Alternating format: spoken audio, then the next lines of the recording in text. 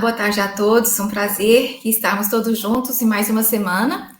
O Piano e Suas Perspectivas é um programa da Escola de Música e Artes Cênicas, Reitoria Digital da Universidade Federal de Goiás, Mississippi State University e Universidade do Atlântico, com apoio da Fundação para a Ciência e Tecnologia de Portugal, Centro de Estudos de Sociologia e Estética Musical da Universidade Nova de Lisboa, Centro de Estudos Brasileiros, Centro de Investigação na Arteação, Rádio Universitária e Rádio Brasil Central FM. Fazem parte da equipe do programa Além de Mim, Pablo Lisboa, Rosângela Seba, Yamira Rodrigues Nunes e Wesley de Menezes.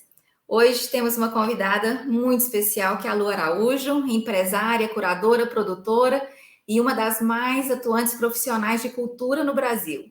Dedica-se à criação de projetos conceituais, tendo como marca registrada a fusão original de linguagens e estilos. Idealizou em 2004 o Mimo Festival, realizado em diversas cidades históricas do Brasil, e desde 2016 na cidade de Amarante, em Portugal. É CEO de 4 agências de artes: Lu Araújo Produções Artísticas, Lume Arte Marketing Cultural, Crioula Records e a empresa portuguesa Memories e Heritage Arts. Seja muito bem-vinda, Lu Araújo, muito obrigada. Eu que agradeço, Andréia, que bom ver você aqui. Muito obrigada pelo convite, é uma honra enorme estar com você, que é minha amiga, minha parceira de tantos anos e uma grande ativista da cultura, uma grande instrumentista. Muito obrigada pelo convite. Nós que agradecemos, a honra é toda nossa, Lu. É tão bom ver uma mulher brasileira cheia de ideias brilhantes. Eu fico até emocionada, porque eu tenho tanto orgulho, sabe, de você ver a quantidade de leque, né, de coisas que você faz pela cultura, não só brasileira, mas pela cultura do mundo. Lu, eu estou muito emocionada. Muito obrigada. Coisas de amiga. Não, é Olha verdade. que eu olho, acho que não faço nada, queria fazer muito mais. Faz coisa demais. Lu, a gente podia começar falando, por favor, por quê e como você começou a trabalhar com produção cultural? Bom, até hoje estava de manhã falando, fui fazer uma entrevista com uma pessoa aqui em Portugal e ela falou da experiência dela, que ela está fazendo um curso e tal, de produção, e eu fiquei pensando, né? E contei para ela que eu sou de uma geração mais antiga, que não teve formação profissional no campo da produção, né? Eu comecei, na verdade, ajudando os meus amigos que eram artistas e que precisavam, e que eu achava tudo uma bagunça, como eles se organizavam ou não se organizavam. E aí eu comecei a ajudar numa coisinha ou outra. E quando eu vi, eu estava envolvida totalmente nisso. Descobri logo cedo uma paixão da vida, né? Porque isso eu ainda também era muito nova, tinha uns 18, 19 anos.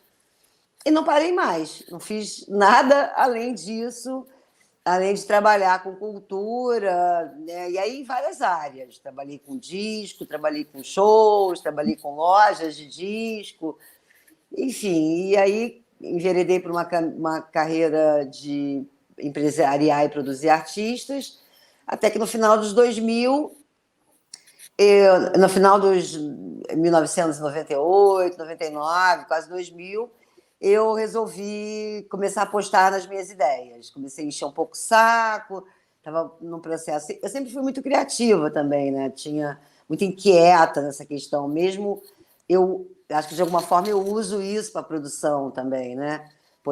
A produção em si não me basta, eu tenho que estar produzindo e criando, né?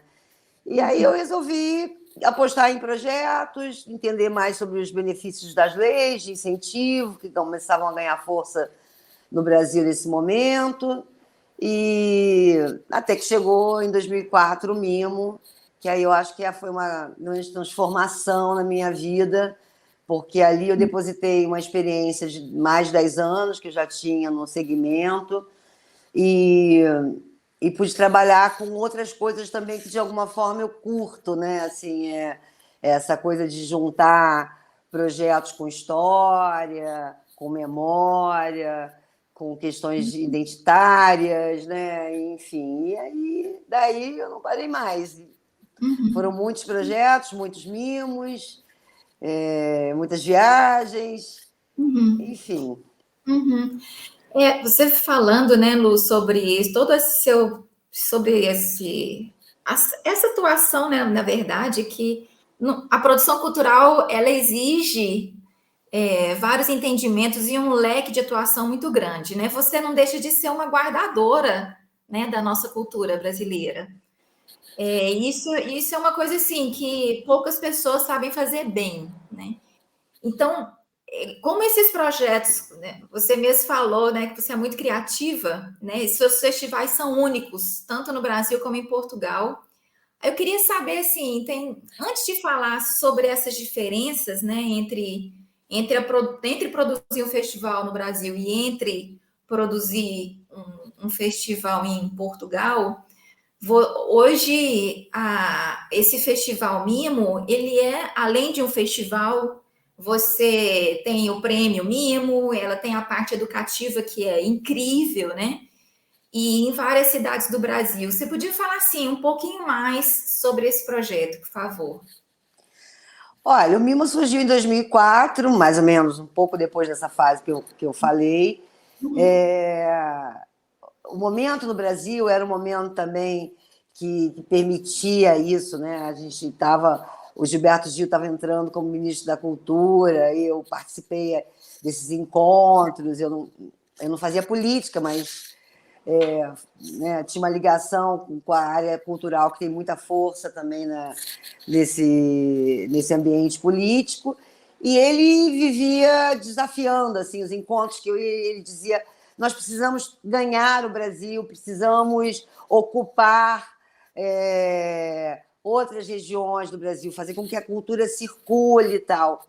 E eu já estava assim, um pouco cansada também dessa atuação, já tinha uma carreira basicamente consolidada no Rio e em São Paulo, fazia muitas coisas, e tinha um pouco de desejo também de me aventurar em outras coisas, na assinatura de um projeto que fosse meu, do início ao fim, desde a produção à curadoria, e comecei a pensar num lugar que pudesse ser apaixonante para isso, inspirador para isso.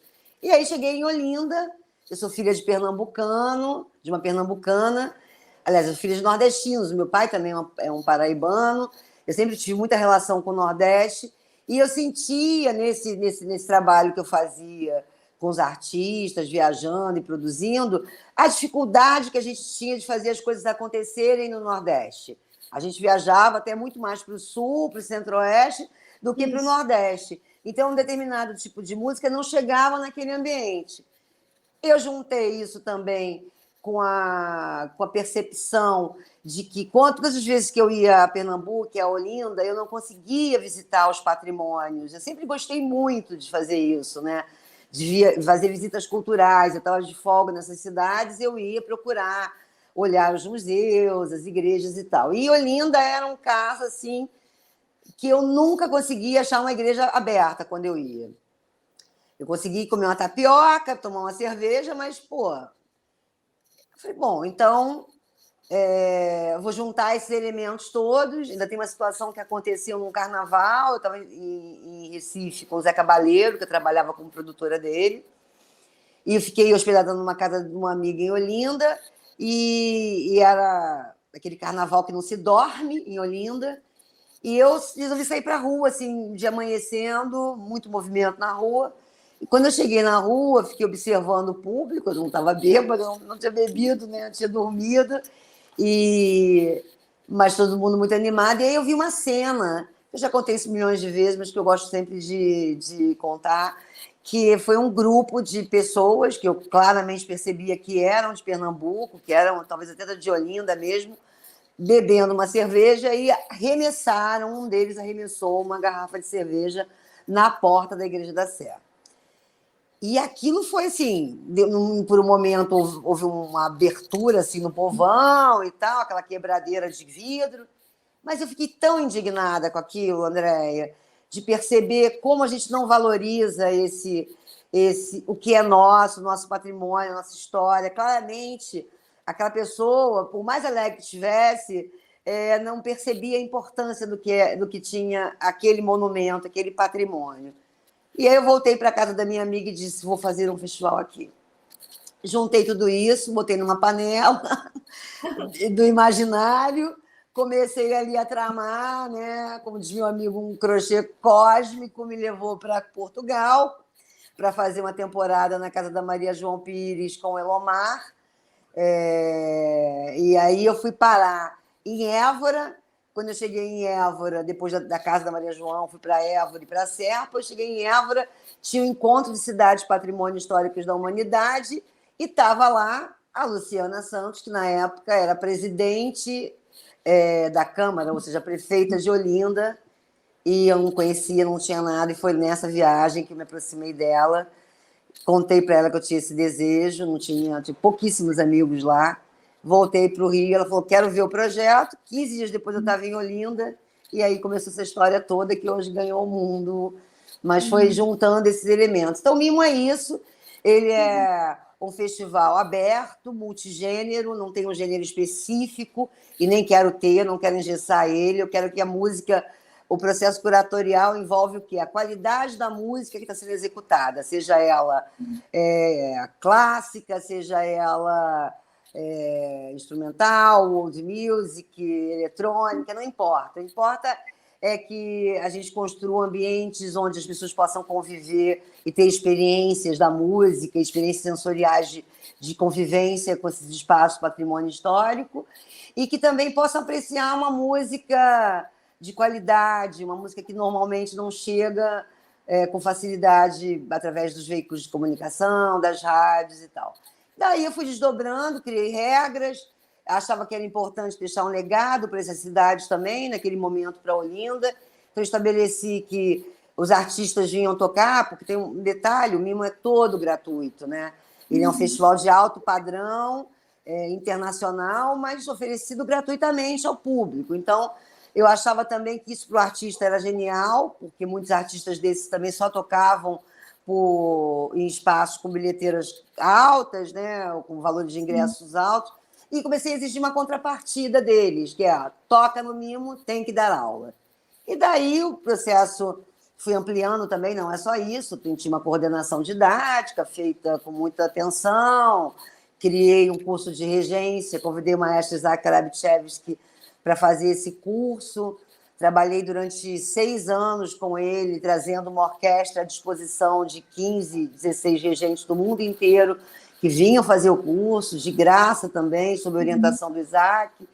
E fui acrescentando coisas. Depois veio o Fórum de Ideias, a chuva de poesia. Foram muitos momentos, né? Mas o foco, o cinema, que é um destaque também do Mimo, começou como uma mostra pequena, só para filmes dedicados à música, ou seja, uma maneira também de contar a história da música, né? Ou contar a história dos personagens da música. Então, eu consegui, em muitos momentos, juntar um show de um artista, um concerto de um artista, a vida dele retratada no cinema, ele dando aula para um grupo normalmente de músicos iniciantes, ou seja, mostrar as muitas facetas desses artistas, né? E aí vai, é tudo meio linkado, né? Assim. E aí, já, né, você falando sobre essa vinda para cá, depois eu teria uma curiosidade também de saber sobre esse encontro da Maria João Pires e do Elomar. Foi incrível. Que história é essa? A história é ótima. Não sei se a gente tem tempo de contar, né? Eu trabalhei muitos anos com o Elomar. O Elomar foi um artista, para mim, fundamental. Na verdade, foi a primeira artista com que eu trabalhei de verdade, que fui para a estrada. E foi uma enorme honra trabalhar com o Elomar, porque ele é um homem muito culto, um homem que me ensinou muito. Ele é um pai cultural para mim, né? E depois eu parei de trabalhar com ele, porque também é um artista complexo, tinha muitas dificuldades, aquela coisa era muito restrita só ao ambiente das fazendas, era difícil trabalhar com ele. Mas um dia eu vou assistir um show dele no Rio, a gente sai para jantar e ele me disse, recebi um convite para ir para a Europa, mas não vou. não vou, porque não vou. E o Elomar, nesse processo que eu trabalhei com ele, eu sempre vi ele muito querendo ser reconhecido um pouco dentro do universo da música erudita, da música clássica, ou pelo menos um artista popular que trabalhava esses universos, que escrevia óperas, operetas e tal. E isso não era muito fácil, né? E aí eu falei, mas não vai porque não? Tem uma gripe, um negócio lá, não quero ir, não quero morrer na Europa. Ah, eu, mas para com isso, vamos, quem te chamou? Ele foi uma pianista portuguesa, chamada Maria João Pires. Eu falei, o quê? Você está me falando que a Maria João Pires te convidou para fazer uma temporada em Belgás, na casa dela, e você está dizendo que não vai. Ele, não vou. Você conhece ela? Eu falei, Lomar, é uma das maiores assumidades do piano no mundo. É uma mulher incrível e tal. Enfim, convenci o Elomar a vir e foi uma experiência que eu acho muito marcante para ele e para mim também. Foi minha primeira viagem a Portugal, na verdade, essa. E você vê como é a vida, né? De alguma forma, aqui o Mimo se desenrolou e hoje eu volto para Portugal com um festival consagrado, mas que se tivesse que te dizer, talvez o segundo pontapé, o primeiro tenha sido esse do Carnaval, mas o segundo pontapé tenha sido dado aqui, nessa bola, para fazer o Mimo acontecer. Incrível, que história linda, porque são dois artistas grandiosos, né? Foi incrível. Estava o Ricardo Castro, a Virgínia Rodrigues, a Maria João fazia umas noites, uns dias temáticos dos países, ela levava os artistas e a comida. Então, me lembro bem, a Virgínia Rodrigues, que aquele escândalo de cantora foi só para cozinhar um caruru. Fazer o vatapá, o caruru. Foi lindo, lindo. Eu sei que ela retomou isso, eu tenho uma vontade de ir até lá de novo. Nossa, seria pensar nessas experiências, né, Lu, como é que engrandecem a gente como ser humano, né? Super, super. É maravilhoso. E já que a gente está falando de Europa, né? Você trouxe esse festival para Amarante, né? E eu tive o prazer de assistir, e a cidade vive realmente, né? O festival, né? Como é que é produzir no Brasil e como é que é produzir em Portugal? Olha, eu acho que no primeiro momento eu senti mais isso. Hoje eu já não sei tanto se sinto, mas são diferentes, né? A cultura é diferente, a forma de trabalhar, as próprias ferramentas são diferentes, né? A gente não lida aqui com um batalhão de carregadores para carregar instrumentos e material para palco, nem grade, né? Tudo aqui é feito de alguma forma mecânica, você tem equipamentos, empilhadeiras e tal que fazem esse papel. As pessoas são muito comprometidas, então não tem o menor problema de eu fazer hoje um acordo com o fornecedor e dizer que daqui a um ano, em tal data, em tal hora, eu vou estar lá e que vou precisar dele, e ele vai estar lá naquele horário, é muito raro não se cumprir. Então, essas são as diferenças. Às vezes, no Brasil, a gente tem mais dificuldade, a gente lida com mais... com uma mão de obra, uma necessidade de mão de obra maior, né? A própria questão da segurança, se você for avaliar. Eu muitas vezes faço show no Brasil, preciso de um batalhão de segurança para conter público, para a igreja, para não ser... E aqui a gente nem lida, nem quando eu cheguei falando em segurança, meus amigos diziam, mas como? Para quê, né? A polícia faz esse papel, né? E, por outro lado, é uma coisa mais prática também. Estou falando de exemplos práticos, né? Aqui você contrata um motorista para ele pegar, aluga um carro, contrata um motorista e ele faz essa função toda. Ele vai, pega o artista no aeroporto, vai, produz, leva para o hotel. Então, ou seja, tem uma série de facilidades. Por outro lado, tem questões que eu acho que são bem atrasadas, que eu acho que a gente é mais evoluído, entendeu? É mais descolado, tem mais soluções, tem que ter mais... tem mais liberdade para determinadas coisas. As coisas são mais quadradinhas, né? Mas eu curto trabalhar nos dois lugares. E vou te dizer que foi um aprendizado enorme, gigante ter vindo para cá. Eu cresci muito também profissionalmente, né? Me relacionar com outro universo, ser uma estrangeira fora do meu país, ser uma mulher também, né? num país que eu acho que ainda é muito conservador e que tem muita dificuldade de ainda lidar com esse papel da mulher na liderança. Enfim, Aham, tudo tem seus dois lados. claro. Mas é muito bom trabalhar no meu país e é muito bom trabalhar aqui também. Já estou me sentindo em casa. Aham, que lindo, Lu. E aí teve a pandemia, o festival não aconteceu e esse ano já tem data? Esse ano ele vai acontecer em setembro. Só que é segredo ainda. Ele não. Posso te garantir que posso só te dizer isso. Eu não vou mais fazer em Amarante, mas a cidade não vai ser mais Amarante, vai ser uma Ah, outra ok, cidade linda. ok. Mas eu preciso assinar um contrato antes, tem um compromisso formal de divulgar, mas vai ser um escândalo. Se Ah, com prepare, que é, certeza. pra... que Parabéns. é um crescimento, e é uma honra, e é um lugar que eu queria muito fazer. Na verdade, Ai, que lindo. eu vou deixar um spoiler aqui, né? Era a cidade que eu tinha escolhido para fazer o mimo quando eu vim para internacionalizar. Acabou não dando certo, e agora, um bom filho, a casa retorna. Eu estou muito feliz mesmo, porque vai ser muito legal. Que bom, tenho certeza disso, Lu. Parabéns. Realmente, essa coisa de.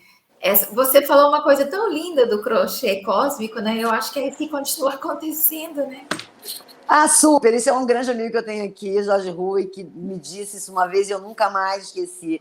A vida vai tricotando e vai construindo essas pontes, né? Eu acho que Portugal era um lugar que eu tinha que fazer, né? Eu fiz uma ediçãozinha pequena antes na Escócia, em Glasgow, mas era uma curadoria do mimo, com a assinatura do mimo, dentro de um festival gigante que eles têm lá, chamado Celtic Connections. Também um trabalho que eu fiz com o British Council. Foram 3 anos de trabalho para construir isso. Mas eu acho que eu tinha que vir para Portugal mesmo. Hoje eu já nem sei mais viver sem isso. São 7 anos. Claro. O Mimo, na verdade, começou em 2016 aqui, né? Mas eu já estou há 7, 8 anos quase nessas idas e vindas, nessa construção. E acho que não sai mais daqui. Uhum. E falando em construção, em crochê, em cultura, o que significa, Lu, a cultura para você?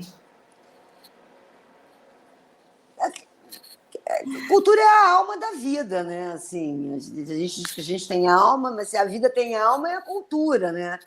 É o que nos alimenta, é o que nos faz sonhar, é o que não nos dá limite, né?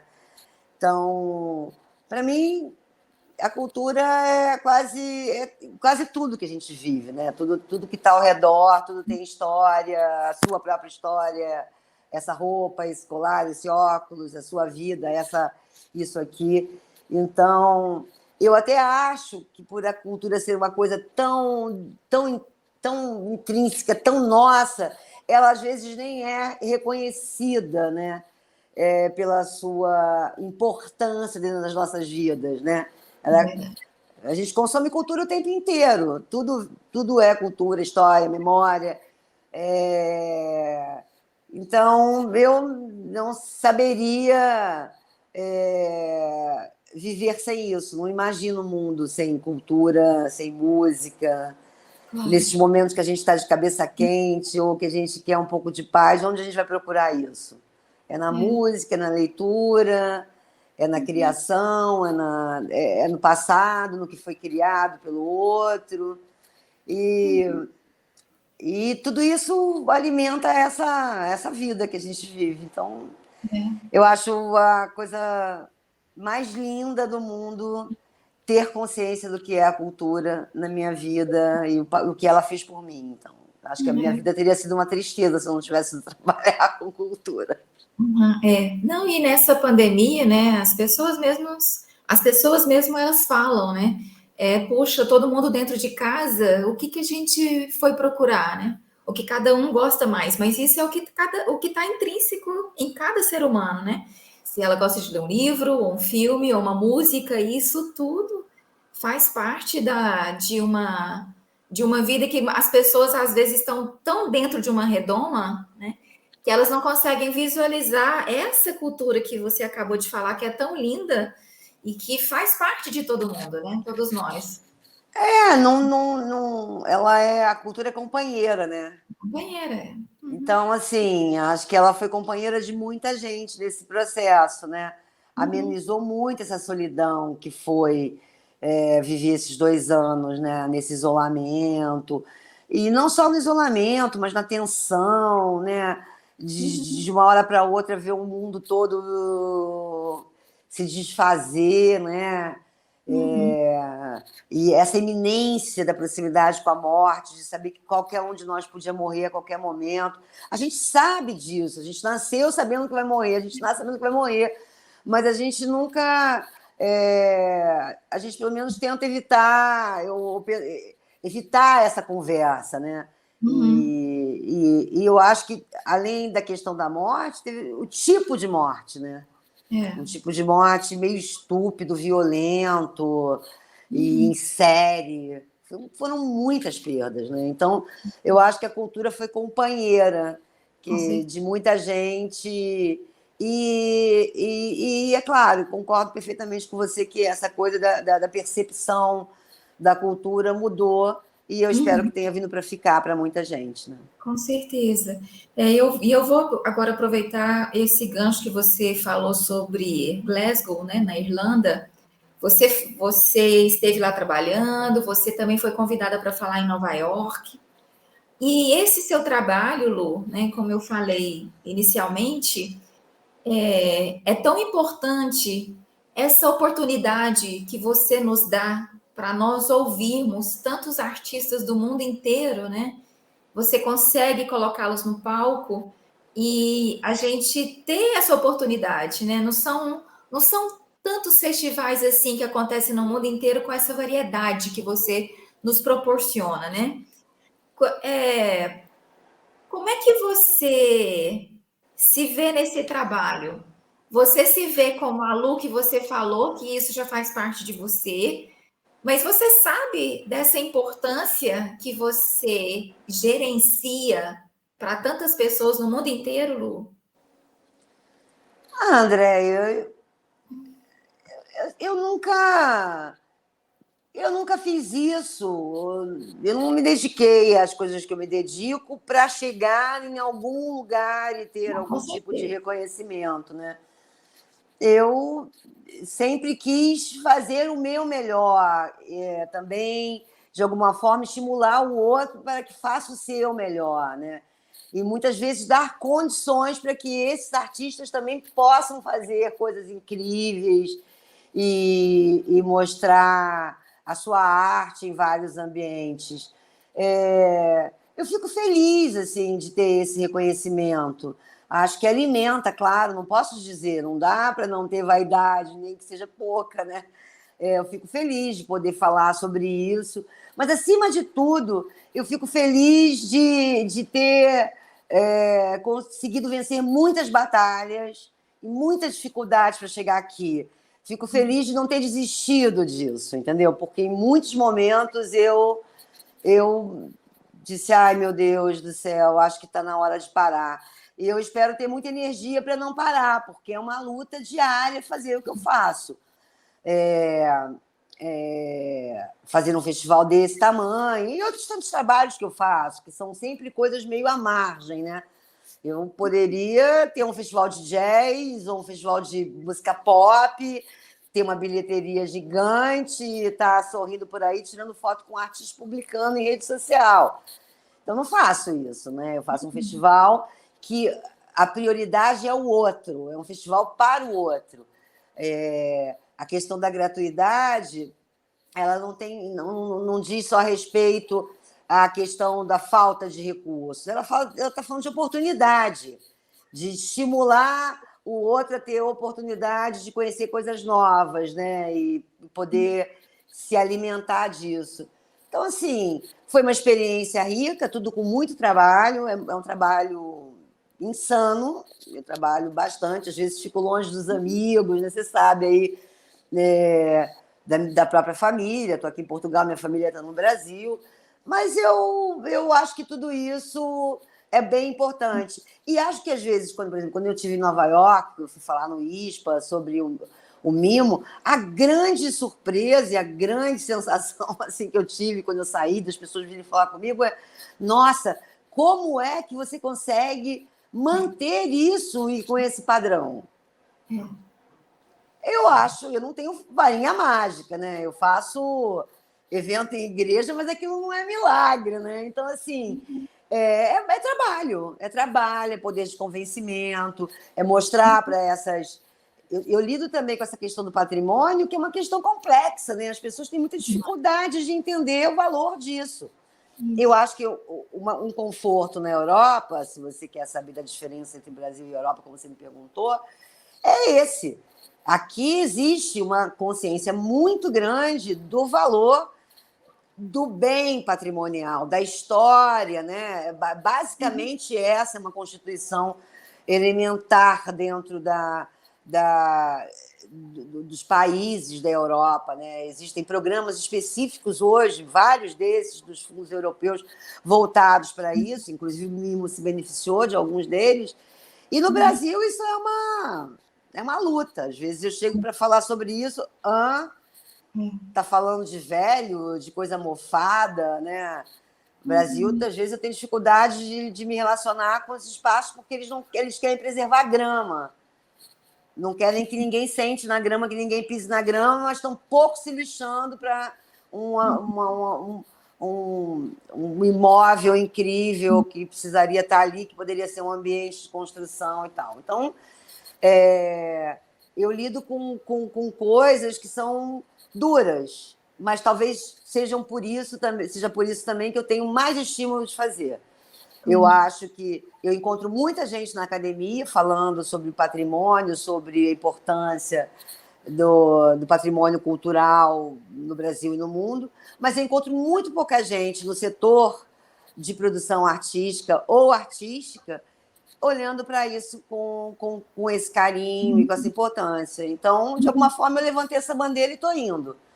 Então, quando eu falo sobre isso, e eu acho que nesse sentido, aí saindo desse universo, eu acho que também as minhas apostas musicais, as minhas apostas nesse mix, dessas texturas sonoras que eu crio, também deram muito certo. O público vai ao Mimo sem saber o que ele vai ver muitas vezes, entendeu? Mas ele confia, é como se o Mimo tivesse virado uma grife, uma marca de confiança, que você pudesse arriscar, que você vai sair de lá mais rico culturalmente. Então, ao mesmo tempo que isso é bom, é muita responsabilidade, né, André? Então, eu estou indo. Estou fazendo 18 anos de existência. Amiga, eu vou falando com você e quando você pergunta, eu vou buscar o carregador, porque eu não tinha me tocado, porque eu estou sem bateria. Mas estou tudo bem. Não tem problema. Mas eu vou aproveitar e falar uma coisa para você, que você, né, você falou sobre isso, e é uma riqueza dupla. Por quê? Eu já toquei em Pernambuco algumas vezes e nunca também consegui entrar em várias igrejas. E eu só consegui entrar porque estava lá a Mimo fazendo um concerto de piano dentro daquela igreja. Imagino tanto que deve ter sido difícil colocar um piano também lá dentro. Né? Tem histórias hilárias, Andréia, você sabe disso, né? Tem piano enjaulado, chororô. Olha, cada uma melhor que a outra, assim. E também ganhar a confiança, né? Aqui em Portugal também, quando eu cheguei, eu falava, puxa, todo mundo dizia, você não vai conseguir fazer. Você não vai conseguir fazer nas igrejas, são muito conservadores, só fazem música sacra. E eu dizia, mas, cara, vamos tentar, né?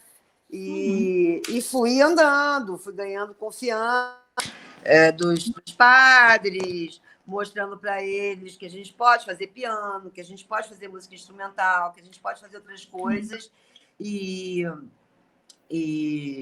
ocupar aquele espaço de forma que o público possa se beneficiar, né?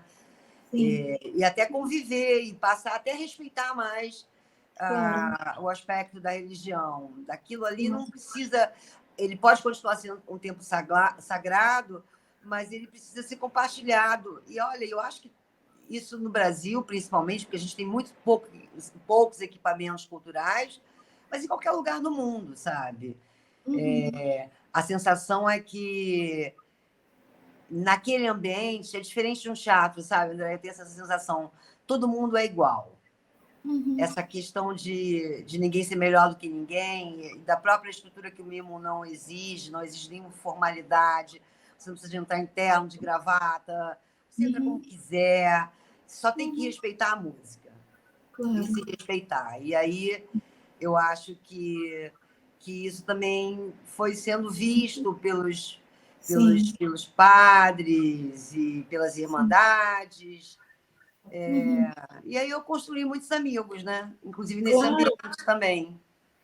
E uma coisa que eu acho que é importante, até quero te perguntar agora, as pessoas não têm noção de quanta gente você emprega nessa mostra. Você podia falar assim para a gente, eu sei que cada festival é de um jeito, mas assim, normalmente, quantas pessoas dependem do seu trabalho? Olha, diretamente eu chego a ter, dependendo da cidade, de 400 a 600 pessoas por produção. Incrível. Estou falando de equipes de produção, de equipe de serviços, de equipes técnicas, de som, de luz, de geradores, e sem contar os empregos indiretos, né? Que são aqueles que se beneficiam dessa produção. Porque um dos elementos do mimo, dentro do meu conceito, quando eu criei, eu preciso ser patrocinada, eu preciso que me viabilizem fazer um festival como esse, mas isso, de alguma forma, retorna para os lugares, porque o público vai aos lugares, essas cidades, o Amarante, o Ouro Preto, ou a Olinda, ele não paga o ingresso, mas aí ele pode fazer uma refeição, ele pode tomar uma bebida, ele pode comprar um artesanato, e aí, muitas vezes, ele gasta muito mais do que só pagando o ingresso, né? Então, esse retorno já é mais do que comprovado. E eu não estou falando nem de retorno de imagem, porque o festival é sempre associado à cidade, né, que ele se realiza. Então, a cidade é o name right do festival, é Mimo Festival Olinda, Mimo Festival Coimbra, Mimo Festival Paraty, Ouro Preto, sei lá, entendeu? Então, é assim que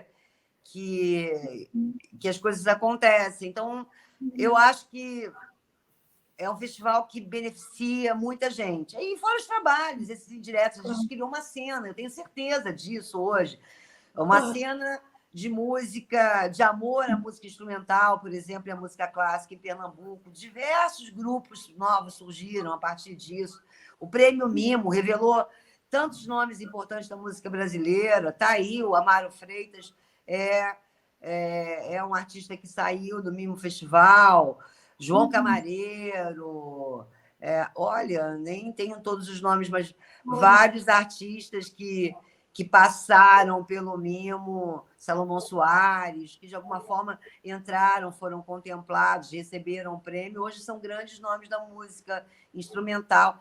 Aqui em Portugal, por exemplo, teve uma cena ótima. Eu fiz um primeiro prêmio em 2019, foi o maior sucesso, e eu escolhi um artista que era um artista que vinha crescendo aqui, mas super controverso, porque era um artista do trap e tal, mas genial, que trazia as tradições do Minho, muito culto também, meninão, mas super cabeça, achei o trabalho dele muito bom, eu e a curadoria, ele foi para o prêmio popular, né, o júri popular, ganhou em primeiro lugar, e aí houve assim, uma certa...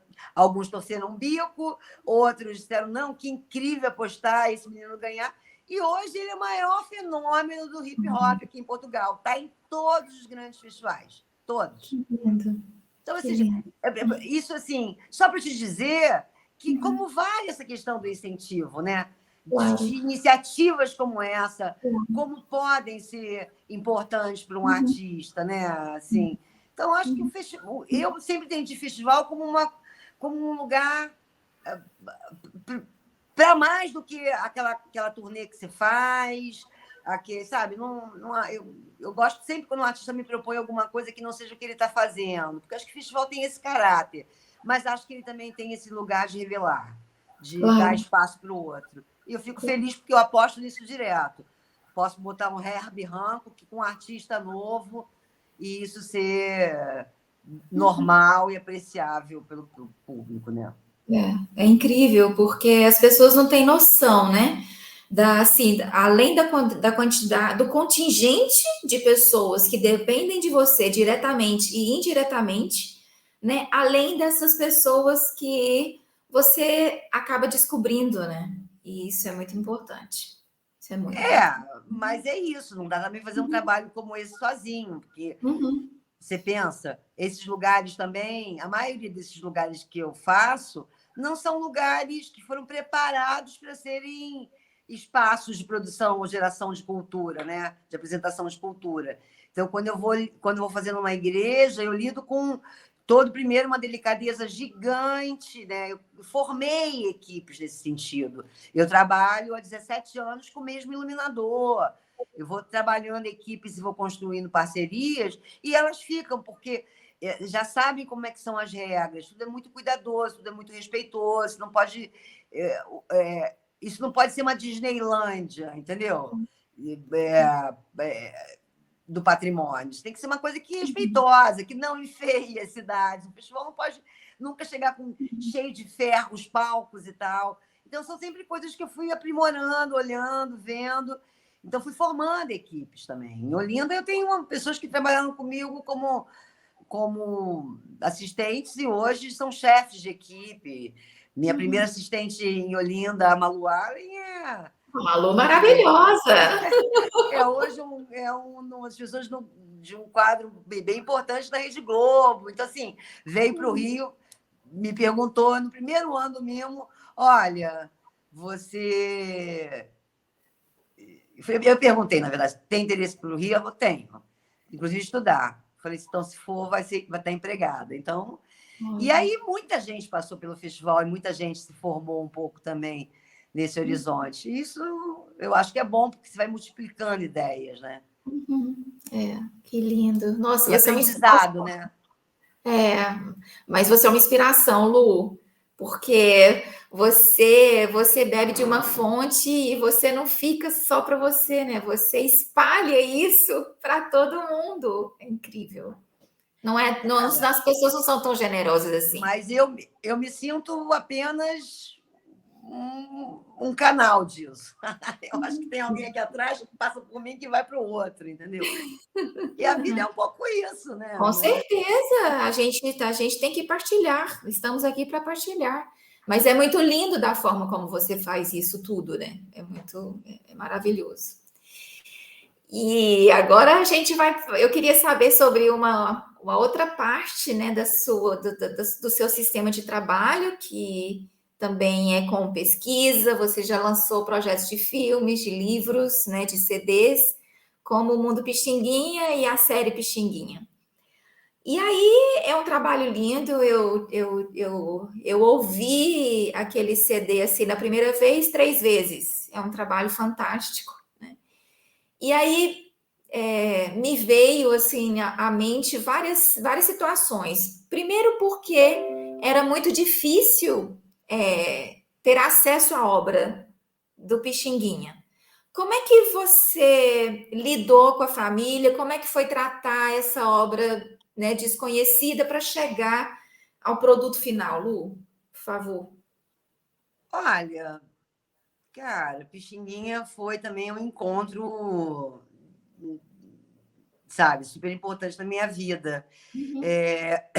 Eu conheci o Marcelo Viana, que era o neto do Pixinguinha, me tornei produtora dele, e isso veio através de uma pessoa que é o Caio César, que você conhece, violonista, produtor também, que também é meu amigo. E aí nessa começamos a construir. Foi um momento muito. Eu cheguei na obra do Pixinguinha, as coisas estavam muito ainda lá dentro da casa da família. O pai do Marcelo tinha uma estantezinha, me lembro que eu fui visitar num apartamento lá na Penha ou em Ramos, não sei, no Rio de Janeiro, e aí estava tudo guardadinho, aquilo assim, meu Deus, como é que pode esse homem, o pai da música brasileira, e tá aqui, não está num lugar, não está disponibilizado e tal. E me emocionei com isso e comecei a trabalhar muito com o Caio, principalmente no sentido de botar esses projetos em pé. O projeto envolvia 10 discos com as partituras que a gente tinha lá e que nós segmentamos e tal, dos ambientes e dos ritmos que ele trabalhava. Fomos selecionando no primeiro momento isso, que era a série Pixinguinha, e envolvia tentar relançar as obras sinfônicas dele, essa coisa da participação dele no cinema, e as parcerias com Vinícius de Moraes, que vinham desse ambiente, de um filme, uma trilha sonora que eles fizeram juntos. E outra guerra, Andréia, muitas dificuldades mesmo até com a própria família no início, para entender aquilo, tudo com muito resguardado, muitas dúvidas se era para fazer ou não, com quem fazer. Sempre pintavam uns projetos loucos, umas pessoas maravilhosas que vão botar dinheiro, mas aquilo nada acontecia. E eu botei aquilo debaixo do braço, tentei. E tem sempre uma coisa que eu guardo ótima disso, que uma vez eu fui parar em Brasília, né? O Gilberto Gil viu uma matéria que eu tinha dado sobre isso, sobre a série que eu queria fazer, me chamou em Brasília, eu fui falar com ele e expliquei para ele qual era o contexto do que eu estava querendo, que eu não queria simplesmente fazer um projeto sobre Pixinguinha, né? Eu queria colocar Pixinguinha no tempo atual, eu queria que as pessoas tivessem conhecimento para além do que se conhece, carinhoso, ou um outro choro e tal. E aí o Gil parou, olhou assim, refletiu e falou: pois é, precisamos descolar Pixinguinha dele mesmo. E isso foi a melhor definição para mim, e dali por diante virou o lema. O projeto foi esse. O projeto foi descolar o Pixinguinha dele mesmo, sair desse lugar do carinhoso, de um homem negro, virtuose na flauta, nos instrumentos, e que, enfim, mas que fez carinhoso e depois morreu meio no abandono. Não, o Pixinguinha fez muito mais coisa, né? A vida profissional dele começa aos 9 anos de idade, toda a importância, tudo. Essa discussão agora da Semana de 22, enquanto estavam os modernistas todos em São Paulo fazendo coisas e essa discussão que o Rio não fazia, mentira. Xinguinha tinha e era parte de uma companhia de teatro negro, né? No mesmo período, entendeu? Onde só tinham atores negros no palco. Então, foram muitas revoluções. A coisa dos arranjos, a coisa de ter introduzido esses instrumentos de percussão que não chegavam também, que eram mais ligados aos ritos religiosos, aos morros do Rio de Janeiro, né? Ele trouxe tudo isso para o estúdio quando ele virou arranjador. Depois, esses dias, assim, eu ouvi, estava numa festa e a pessoa colocou o disco e eu olhei e falei: gente, que música linda! Falei: conheço isso. Falei: gente, mas esse é o Pixinguinha que eu fiz, que é o Pixinguinha Sinfônico. Aí ele: é verdade. E ele colocou, é lindo ver como aquele homem escreveu esse arranjo sinfônico. E mais lindo é saber que aquilo ele foi escrever numa tarde, sei lá, porque ele tinha que gravar no dia seguinte com a orquestra da rádio, a música foi escrita. É um gênio, eu acho que assim, a gente não teria essa música brasileira se não tivesse personagens fundamentais como ele. Tiveram alguns antes, mas ele, para mim, é o meu grande pai, é o meu grande mestre, acho que é o maior nome da música brasileira de todos os tempos.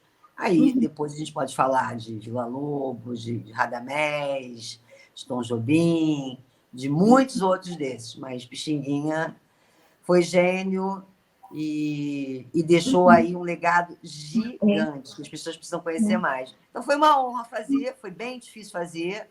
Eu fui patrocinada pela Petrobras para fazer os discos sinfônicos, a Orquestra Petrobras gravou.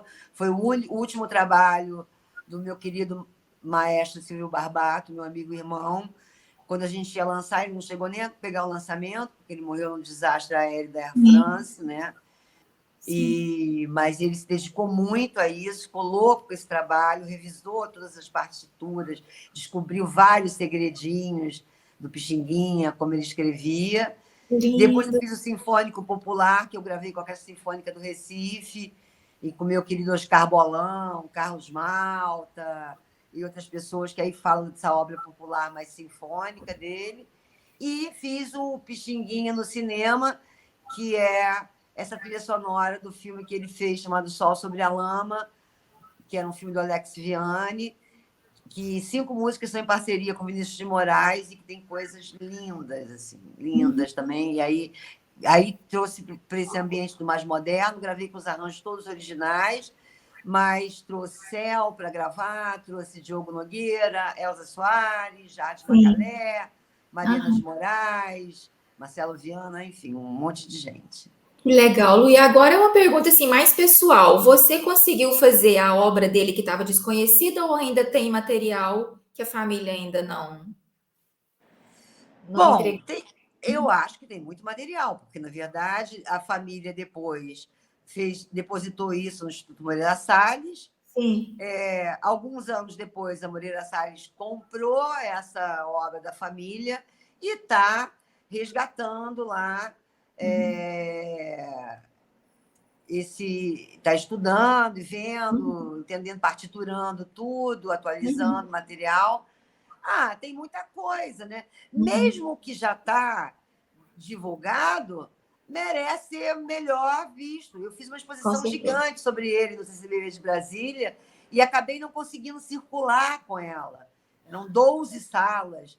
E para contar, e eu fiz assim, dentro desse processo curatorial, eu resolvi contar de alguma forma a história do Brasil passando pelo Pixinguinha. Que lindo. E foi perfeito, né? Porque você fala desse momento da abolição da escravatura, da República, você fala do início do processo cultural todo, da gravação dos discos, depois os estúdios, depois esse próprio encontro do Pixinguinha, que o Mário de Andrade era louco por ele, né? Macunaíma disse que é inspirado nele, enfim.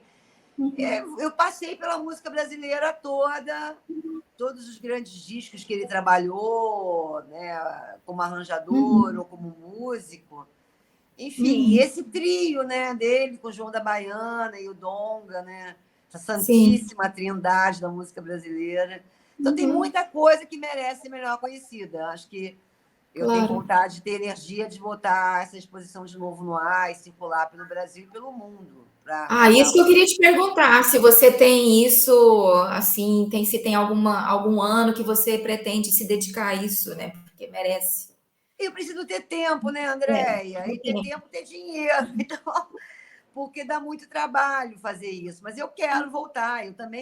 Eu comprei também um acervo do Clóvis Scarpino, que é um artista, um fotógrafo carioca genial, que fotografou todo o cinema brasileiro e toda a obra dos grandes artistas dos morros do Rio de Janeiro, né? Então, tem um material genial que eu preciso também parar para organizar agora. Eu pretendo, sim, voltar a qualquer momento, assim, a fazer coisas desse tipo. E até eu acho que essa coisa da pandemia também me deu uma nova experiência, né? Eu tinha um escritório com 15 funcionários quando a pandemia começou, no Brasil, mais 2 funcionários aqui em Portugal. Então, assim, foi um baque. E me desfazer disso tudo, me desvincular do escritório.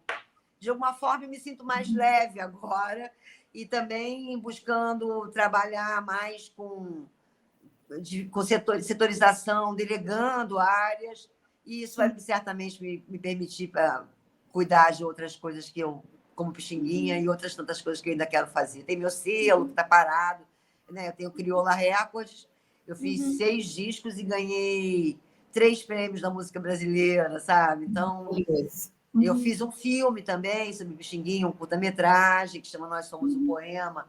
Fiz um livro com André Diniz, também contando, é um livro mais artístico, com muitas fotos, contando também um pouco da história do Pixinguinha. Mas tem lá, Zabé da Loca, que eu também trabalhei. Aham. Muita coisa. Muita coisa. Lá, já que você falou aí sobre a Crioula Records, né? Você é CEO de 4 empresas, né? Queria que você falasse, então, um pouquinho sobre elas, por favor. Inclusive, uma em Portugal, né? Olha, elas são todas coligadas, né? Assim, Sim. eu tenho a Lu Araújo Produções, que essa é a responsável pelo Mimo no Brasil, ela que os projetos do Mimo são todos desenvolvidos por ela. Eu tenho a Crioula, que também assina alguns outros projetos e, além de tudo, é um selo, uma editora. Na Crioula, recentemente, eu fiz o Jazz em Bossa Sessions, que foi um projeto voltado para o Blue Note no Brasil. Eu fiz o Blue Note Rio e São Paulo, é uma série internacional com artistas de jazz e de bossa nova e tal. Foi muito legal, foi um ano de trabalho, mas assim, fiz também uma mostra de cinema do Arquivo Nacional, foi feito pela Crioula Records. A Lumiarte tem outros projetos também, assina outros projetos. Eu acabei de fazer também durante a pandemia um projeto que eu vou retomar agora, chamado Rio Colonial de Janeiro, que é uma série de música de câmara dentro das igrejas coloniais do Rio. Então, Que lindo. que é linda essa, tem que ir lá tocar. Vou te convidar para a próxima. Vai amar. Eu fiz com a Cristina Braga, com a Amanda de Oliveira e Sérgio Ferraz, fiz com o do Santoro, enfim. Estou também desenvolvendo um outro projeto que é como se fosse um desdobramento do Mimo, mas aí mais focado na memória, chama-se Memo, que eu estou fazendo em parceria com meu querido amigo Mário Lúcio Souza, cabo-verdiano, músico, Sim. escritor. Ele Ele, foi ministro da, secretário de Cultura de Cabo Verde, não é ele isso? foi Ele ministro foi da Cultura de Cabo ministro da Cultura, Verde. exatamente. Então, em 2016, eu convidei o Mário Lúcio para ser curador do Fórum de Ideias do Mimo, e a gente conversou muito sobre isso, a gente é muito amigo e tal. E essa coisa da memória, eu fui a Cabo Verde, fiquei falando, poxa, a gente como é que a gente vai lidar com a memória nesses tempos atuais, né? Nesses tempos de de tudo tão digital e tal, cada vez mais como se não existisse memória. E aí criamos um projeto, eu já vou fazer no Brasil esse ano, e estamos tentando fazer aqui em Portugal também, já conversando com uma cidade bacana, que acho que a gente também acha que precisa rever a sua memória, porque é um centro de afetividade, todo mundo passa por esse lugar, e eu acho que fica pouco dessa memória de quem passa nesse lugar, então a ideia é ativar isso e fazer também esses tratados de paz, né, de reconciliação do ser humano, das pessoas com a sua memória, com o seu passado e tal. Então, é isso. Então, na verdade, assim, não tem só o mimo rolando, tem uma outra coisa também, eu acho que não faço nada, né? E eu criei uma edição do Mimo para Crianças, porque eu fiquei muito penalizada, eu sou vó já, né? Eu fiquei muito penalizada como as crianças sofreram nessa pandemia. Eu acho que para elas isso foi um baque. Então, foi uma reflexão que eu tive durante a pandemia. Eu já fiz uma primeira série dela agora em janeiro, no Rio de Janeiro, e chama Eu Mimo para acompanhei. Crianças. Maravilhoso, né? E Maravilhoso. aí eu lido com todos os segmentos, né? Com teatro, com circo, com a contação de histórias, tudo dentro de um ambiente, de uma coisa que seja criativa, que induza as crianças a viajarem, a se conectarem com outras coisas no mundo que não só o celular.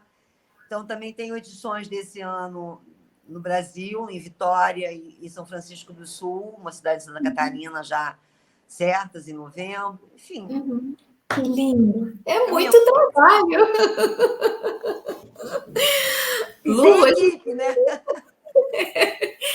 Lu, eu poderia ficar aqui mais 2 horas, a gente já tem 1 hora de programa e passou assim, né? Voando.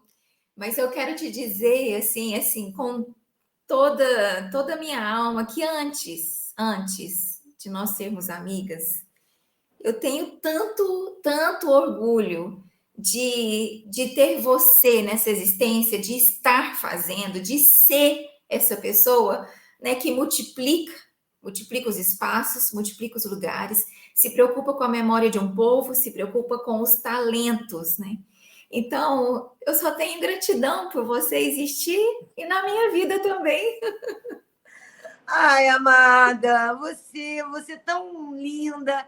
Quem sou eu? Você também já admirava. A gente trabalhou antes, junto, até antes de surgir o Mimo, lembra? Que eu fiz Lembro, aquele projeto no CCBB chamado Encantadeiras.